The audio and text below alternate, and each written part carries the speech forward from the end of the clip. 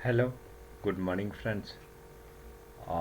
Today we are going to learn CSS.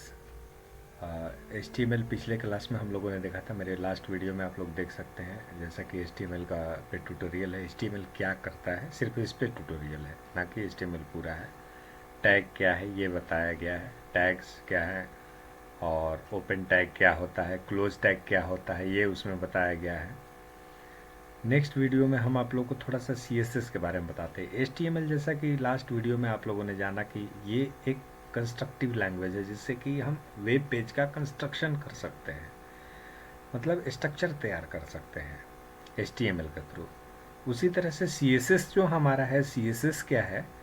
CSS basically designing purpose के लिए use होता है। जितना भी HTML में पेंटिंग का या आप जितने भी कलरफुल चीज़ें देखते हो, थोड़ा सा एनिमेशंस वगैरह देखते हो, वो सारे CSS के थ्रू होते हैं। तो CSS क्या होता है? CSS stands for cascading style sheet. CSS का फुल फॉर्म क्या होता है? Cascading style sheet. C से कैस्केडिंग, S से स्टाइल, S से शीट। तीन तरह के CSS लिखने का तरीका है: इनलाइन, एम्बेडेड और एक्सटर्नल। बेसिकली फ्रेंड्स, मैं आपको क्लियरली बता दूं, CSS हम लोग ज़्यादा एक्सटर्नल CSS हम लोग ज़्यादा यूज करते हैं। और एक्सटर्नल CSS इसलिए यूज करते हैं कि हमारा कोड नीट एंड क्लीन दिखे। HTML का जो पेज है वो नीट एंड क्लीन दिखे एक लाइन में। एक्सटर्नल CSS में हम लोग इंपोर्ट कराते हैं एक्सटर्नल फाइल को और उसके थ्रू हम लोग लिखते हैं। उसी तरह से हम लोग embedded CSS according to need हम लोग लिखते हैं और इनलाइन CSS पे। तो इनलाइन CSS पहला हम लोग देखते हैं।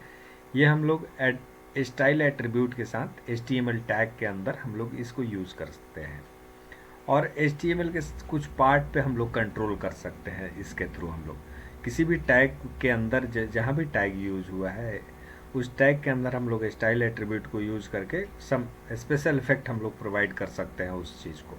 जैसे हम नीचे एग्जांपल में आप लोग देख सकते हैं। एग्जांपल में हम लोगों ने यूज़ किया है ये P style colour equal to, ये लाइन आप लोग देख सकते हैं। तो ये P में हम लोगों ने उसका बैकग्राउंड कलर चेंज किया, फॉन्ट साइज बड़ा किया। इस तरह से इमेज में भी हम लोगों ने स्टाइल एट्रीब्यूट को यूज़ किया है। हाइट, विड्थ, बॉर्डर रेडियस दिया, बॉर्डर शैडो दिया। ये सभी CSS के प्रॉपर्टी हैं।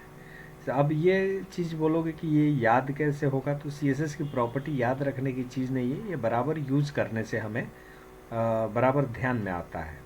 और इसके लिए बहुत सारे हिंट भी आते हैं हमारे CSS में। जैसे आप विजुअल स्टूडियो कोड वगैरह यूज़ करोगे तो उसमें हमारा हिंट वगैरह आते जा रहता है इसको लिखने के लिए। तो इसका ज़्यादा हमें वो करने की टेंशन लेने की ज़रूरत नहीं है, आगे हम लोग पढ़ेंगे। पहले हम लोग इनलाइन CSS देख लिए। ये स्टाइल टैग के साथ, स्टाइल एट्रीब्यूट के साथ टैग के अंदर ही यूज होता है, उसको इनलाइन CSS बोलते हैं। स्टाइल एट्रीब्यूट के साथ टैग के अंदर ही यूज होता है, उसको हम लोग इनलाइन CSS बोलते हैं। एम्बेडेड CSS जब भी लिखना हो तो एम्बेडेड CSS को हम लोग between open head tag and close head tag.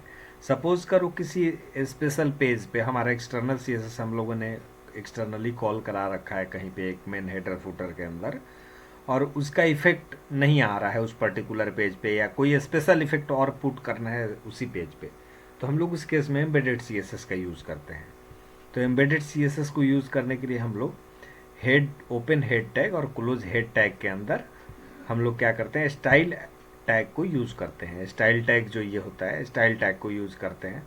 उसके अंदर हमारा यूनिवर्सल सेलेक्टर आता है, ये बाद में हम लोग चर्चा करेंगे। तो स्टाइल टैग के अंदर हम लोग इस तरह से CSS लिख सकते हैं। ये जो CSS देख रहे हैं आप, माई क्लास, ID, DP, ये हम लोग लिख सकते हैं। और एक्सटर्नल CSS क्या होता है, तीसरा हम लोग जानते हैं। External CSS, it is good practice to write external CSS to keep HTML code clean and readable. हम लोग क्या करते हैं, generally we use to write external CSS for our project, but according to need sometime we use to embed and inline CSS। तो हम लोग उसके लिए क्या करते हैं कि हम लोग एक्सटर्नल CSS को लिंक करने के लिए अपने HTML पेज से हम लोग लिंक टैग का यूज़ करते हैं। href उसके साथ एट्रीब्यूट यूज़ करते हैं। href एट्रीब्यूट के अंदर हम लोग अपने CSS फाइल का नाम देते हैं, जिस CSS फाइल को हमें इंपोर्ट करना होता है अपने HTML में, उस फाइल का नाम देते हैं। ये लाइन आप लोग देख रहे होंगे लिंक टैग के साथ, between open head tag and close head tag. जैसा कि मैं शुरू से आपको बता रहा हूँ, जो भी हम लोग यूज़ करते हैं between open head tag and between close head tag हम लोग यूज़ करते हैं। तो इस लाइन के साथ हम लोग एक्सटर्नल CSS फाइल को अपने पेज पे इंपोर्ट करा सकते हैं। ध्यान रखना होगा, इसका PDF मैं आपको दे दूंगा। तो इस तरह से हम लोग CSS को इंपोर्ट करा सकते हैं। अब CSS लिखते क्यों हैं? CSS डिजाइनिंग पर्पस के लिए यूज होता है। तो किस चीज़ का डिजाइन करते हैं? तो जो HTML फाइल में हम लोग क्लास वगैरह यूज करते हैं, जनरली HTML फाइल में हम लोग क्लास के थ्रू डिजाइन करते हैं। टैग जो हम लोग यूज करते हैं ना HTML में, जो एंगल ब्रैकेट के अंदर, जो open angle bracket close angle bracket के अंदर जो टैग होता है, उस टैग को भी हम लोग स्पेशली मीनिंग प्रोवाइड करा सकते हैं जो ऑलरेडी प्री डिफाइंड है। उससे हट के we can provide the special meaning to that tag and we can use classes, माने attribute class with that tag and ID with that tag. हम लोग के पास स्पेशल एट्रीब्यूट है ID नाम का, क्लास नाम का, और उसको हम लोग यूज़ कर सकते हैं। We can use like child attribute, ठीक है, child selector, combinator selector, we have multiple type of selectors. तो हम लोग इसी सेलेक्टर के बारे में आज हम लोग थोड़ा सा देखते हैं और थोड़ा सा CSS के बारे में पढ़ते हैं। तो जैसा कि हम लोग देखते हैं, हमारे पास पहला है universal selector. First of all हम लोग यूनिवर्सल सेलेक्टर के बारे में जानते हैं। What is universal selector? The selector which start with A star that is called universal selector. Star के साथ स्टार्ट होता है, उसको यूनिवर्सल सेलेक्टर बोलते हैं। ठीक है, ये पूरे पेज पे इफेक्ट प्रोवाइड करता है। ये पूरे पेज, क्या बोलो तो पूरे प्रोजेक्ट में ये इफेक्ट प्रोवाइड करेगा, क्योंकि स्टार सेलेक्टर है ना। ये हर एलिमेंट के साथ जितने भी डॉम बनते हैं, डॉम करने का मतलब डॉक्यूमेंट ऑब्जेक्ट मॉडल, डॉम का फुल फॉर्म होता है। तो जितने भी हमारे डॉम हैं उन पे ये इफेक्ट डालेगा। Star means for universal, for all. तो इसमें हम लोग जो भी font size, font weight, margin, padding जो भी सेट करेंगे, ये हमारे होल एप्लीकेशन पे काम करेगा। फिर हम लोग दूसरा यूज करते हैं हम लोग टैग सेलेक्टर। टैग जो हम लोग यूज करते हैं ना, जैसे P टैग हुआ, H1 टैग हुआ, IMG टैग हुआ, ठीक है, उसके साथ आप स्पैन टैग हुआ, ठीक है, ये सारे हमारे HTML के प्री डिफाइंड टैग हैं। उस टैग को हम लोग स्पेशल मीनिंग प्रोवाइड करा सकते हैं। जैसे यहाँ P को मैंने कलर रेड किया है, फॉन्ट वेट बोल्ड किया है, फॉन्ट साइज 22 पिक्सल किया है। तो अब ये P पे इफेक्ट डालेगा। P का कलर रेड कर देगा, फॉन्ट वेट बोल्ड कर देगा, फॉन्ट साइज 22 पिक्सल का कर देगा, लेकिन हर एक P के लिए ये इफेक्ट डालेगा। इसलिए जनरली हम लोग अवॉइड करते हैं टैग का लिखना। ठीक है, इस टैग के लिए स्पेशली हम लोग CSS लिखना अवॉइड करते हैं। बट टैग के साथ कुछ स्पेशल अगर टैग यूज हो या एट्रीब्यूट यूज हो तो उसको हम लोग ज़्यादा लिखते हैं। बट समटाइम चलता है, इसीलिए मैंने ये लिखा हुआ है, P के साथ आपको दिखाया हुआ है। और उसके बाद हम लोग ये देखिए क्लास सेलेक्टर यूज किए हैं। क्लास सेलेक्टर क्या होता है? जैसे हम लोग जनरली टैग के साथ यूज करते हैं HTML में P क्लास इक्वल टू, जैसे आप लोगों को दिखाया था फर्स्ट डे, मैंने div क्लास इक्वल टू मैंने लिख रखा था। फर्स्ट डे हम लोग ये पढ़े थे first.html में, div class equal to header class equal to my container, ये लिखा हुआ है ना। ये जो क्लास का नाम है ना, ये क्लास का नाम जनरली जब CSS में आप जाओगे इसके, तो CSS में ये क्लास का नाम स्टार्ट ही होता है डॉट के साथ। ये डॉट ऑपरेटर दिख रहा है ना, ये डॉट ऑपरेटर, और उसके बाद क्लास का नाम स्टार्ट होता है, और उसके बाद ये है उसका प्रॉपर्टी, और ये प्रॉपर्टी का ये वैल्यू है। ठीक है, प्रॉपर्टी का वैल्यू है। तो ये क्लास का नाम जब भी स्टार्ट होगा ये डॉट ऑपरेटर से स्टार्ट होगा। उसी तरह से ये ID सेलेक्टर होता है। ID सेलेक्टर जब भी स्टार्ट होगा ये हैश ऑपरेटर, हैश के साथ स्टार्ट होगा। उसी तरह से ये उसका प्रॉपर्टी है और ये वैल्यू है। उसी तरह से कॉम्बिनेटरल सेलेक्टर अब आते हैं। कॉम्बिनेटरल सेलेक्टर में क्या, दो मिश्रण, दो टैग का मिश्रण। जैसे किसी डिव के अंदर पी लिखा हुआ है, जैसे आप देखो, जैसे ये डिव के अंदर पी लिखा, या डिव के अंदर स्पैन है, ठीक है, या डिव के अंदर स्पैन के अंदर पी है, तो इसके लिए लिखना है, तो इसके लिए हम लोग क्या यूज करेंगे, कॉम्बिनेटरल सेलेक्टर यूज करते हैं उसको कॉम्बिनेटरल सेलेक्टर बोलते हैं। इसमें क्या होता है, जो डिव के इनसाइड में पी है उस पे ये इफेक्ट पुट होगा, ठीक है, राइट। तो इस तरह से हमारे पास कुछ और एक्सटर्नल सेलेक्टर हैं, यूजफुल एक्सटर्नल सीएसएस। क्या होता है, चाइल्ड सेलेक्टर। चाइल्ड सेलेक्टर क्या बोलते हैं, जो कि अपने डायरेक्ट चाइल्ड एलिमेंट पे इफेक्ट डालेगा। उसमें क्या होता है, उसमें एरो से उसमें सीएसएस लिखते हैं। जब भी उसका सीएसएस हम लोग लिखना स्टार्ट करेंगे, डिव, एरो, मार्जिन, ये पैडिन यूज करते हैं। अब एक मार्जिन का थोड़ा सा आपको बताना था। मार्जिन जो हम लोग यूज करते हैं ना जनरली, तो मार्जिन के लिए जनरली हम लोग 4 कोऑर्डिनेट यूज करते हैं। मार्जिन के लिए जनरली हम लोग 4 कोऑर्डिनेट यूज करते हैं। राइट, अथी, टॉप, राइट, बॉटम, लेफ्ट, ठीक है, ये मार्जिन चलता है। टॉप, राइट, बॉटम, लेफ्ट, ये मार्जिन का चलता है क्लॉकवाइज, ठीक है। तो मार्जिन हम लोग, और जनरली हम लोग margin left, margin right, margin top, ये हम लोग यूज कर सकते हैं। और नॉर्मली अगर हम लोग खाली मार्जिन लेते हैं तो उसमें हमारा क्लॉकवाइज चलता है। कैसे, टॉप, राइट, बॉटम, लेफ्ट, ठीक है, इस तरह से चलता है।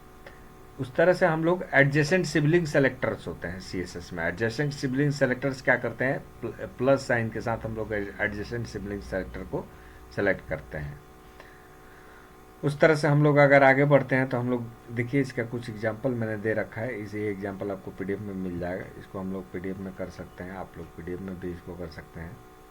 उसके बाद हम लोग एट्रीब्यूट सेलेक्टर को देखते हैं। जैसे आप फॉर्म देखते हो, फॉर्म एलिमेंट, फॉर्म का नाम सुना होगा। HTML में फॉर्म टैग है, फॉर्म के थ्रू हम लोग फॉर्म डिजाइन करते हैं। आगे वो मैं पढ़ाऊँगा फॉर्म, जब HTML पढ़ेंगे तो उसमें भी, उसके लिए हम लोग एट्रीब्यूट सेलेक्टर यूज करते हैं उसी फॉर्म के लिए। सिर्फ इतना आप जान लो कि एट्रीब्यूट सेलेक्टर भी होता है फॉर्म के लिए। उस तरह से वाइल्ड कार्ड सेलेक्टर होता है, एट्रीब्यूट सेलेक्टर होता है। वाइल्ड कार्ड सेलेक्टर में क्या होता है, वाइल्ड कार्ड मतलब स्टार सेलेक्टर को ही वाइल्ड कार्ड सेलेक्टर बोलते हैं। जैसे आपको किसी HREF लिंक होता है ना, लिंक HREF, ए टैग से लिंक बनता है।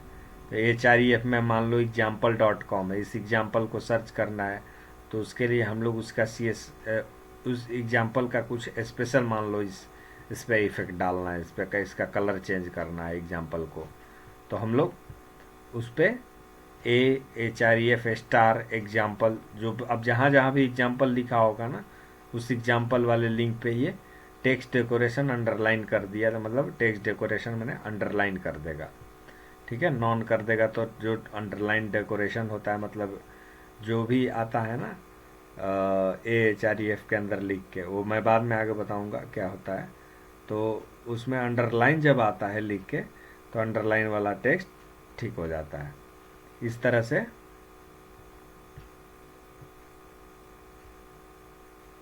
हम लोग पिसूडो क्लास यूज करते हैं। पिसूडो क्लास जनरली हम लोग जब drop and down hover menu बनाते हैं तो उसके लिए हम लोग यूज़ करते हैं। तो होवर या किसी भी आइकन या माउस पे होवर पे CSS या एनिमेशन इफेक्ट वगैरह पुट करने के लिए हम लोग इसका पिसूडो क्लास का यूज़ करते हैं। और ये कॉलन के साथ यूज़ होता है। जनरली एक टैग का नाम और कॉलन होवर देते हैं या फिर फोकस देते हैं। इस तरह से हमारा पिसूडो सेलेक्टर है, फोकस भी है, चाइल्ड सेलेक्टर भी है, NH चाइल्ड भी सेलेक्ट कर सकते हैं, लास्ट चाइल्ड, फर्स्ट चाइल्ड, ऐसे करके सेलेक्ट कर सकते हैं हमारे पास। तो ये CSS का कुछ पार्ट था हमारे पास। 3 तरह का हमारे पास अब तक ने हम लोगों ने जाना, 3 तरह का हमारे पास CSS है, इनलाइन, एम्बेडेड और एक्सटर्नल। मोस्टली हम लोग एक्सटर्नल CSS यूज़ करते हैं। जनरली एक्सटर्नल CSS यूज़ करने का पर्पस ये है कि कोड हमारा HTML का नीट एंड क्लीन होगा। जो भी हम लोग आगे कोड लिखेंगे, अगर 1000 लाइन का भी HTML का कोड बनता है, VS कोड में 1000 लाइन भी जाता है, तो उसमें CSS अगर उसका अगर कहीं एक्सटर्नल फाइल होगा तो वो दोनों सेपरेशन होगा दोनों को पेज में। तो सेपरेशन होगा तो कोड में नीडनेस आएगी, क्लीननेस आएगी, पढ़ने में डिबग करने में आसानी होगी। इसीलिए हम लोग एक्सटर्नल CSS जनरली यूज़ करते हैं। एक्सटर्नल CSS क्यों यूज करते हैं? हमारा कोड नीट एंड क्लीन हो, HTML का सेपरेशन हो कोड में, HTML और CSS में, इसके लिए हम लोग एक्सटर्नल CSS यूज़ करते हैं। अगर कहीं हमने हेडर या फुटर बना के यूज कर रखा है एक्सटर्नल CSS को, और किसी पेज पे, किसी पर्टिकुलर पेज पे हमारा पर्टिकुलर इफेक्ट डालना हो, प्रॉपर इफेक्ट डालना हो, तो हम उस केस में एम्बेडेड CSS यूज कर सकते हैं। ठीक है। और इनलाइन CSS का यूज़ तब करते हैं जब हमें कभी किसी स्पेशल टैग पे या स्पेशल किसी एलिमेंट पे, डॉम पे हमें स्पेशल इफेक्ट पुट करना हो, तो उस केस में इनलाइन CSS यूज़ कर सकते हैं। एक्सटर्नल CSS को हम लोग लिंक टैग से कनेक्ट करते हैं अपने HTML पेज के साथ। एम्बेडेड CSS को लिखने के लिए हम लोग स्टाइल टैग यूज़ करते हैं between open head tag and close head tag, and we can put our CSS code between that style tags. And for inline CSS we can use a style tag within a HTML tag, and we can use a style attribute and we can put our CSS property and values. So 3 तरह का CSS होता है हमारे पास। अब CSS का property और जो value की बात आती है, तो प्रॉपर्टी और वैल्यू को हम लोग जितना ज़्यादा हम लोग कोड में यूज़ करेंगे, सीखेंगे, काम करेंगे, उतना ही ज़्यादा हमें समझ में आएगा। तो इस तरह से CSS बहुत आसान है। CSS को सीखना कोई बड़ा चीज़ नहीं है, और HTML और CSS को मिला के हम लोग अच्छे अच्छे पेज डिज़ाइन कर सकते हैं, और उस पेज को आगे जावा स्क्रिप्ट को इंपोर्ट करके, जावा स्क्रिप्ट को यूज़ करके उसको डायनेमिक बना के, और हम लोग अच्छा डिज़ाइनर बन सकते हैं। फिर आगे हम लोग रिएक्ट JS की राहों में आगे बढ़ते हैं।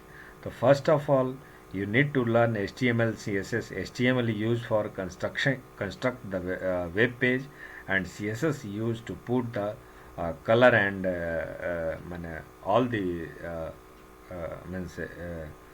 UI effects.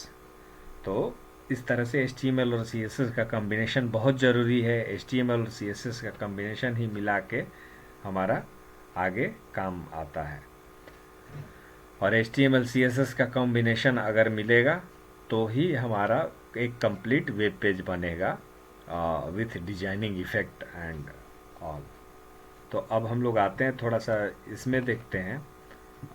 हम लोग जनरली यहाँ पे क्या करते हैं, टैब और सॉरी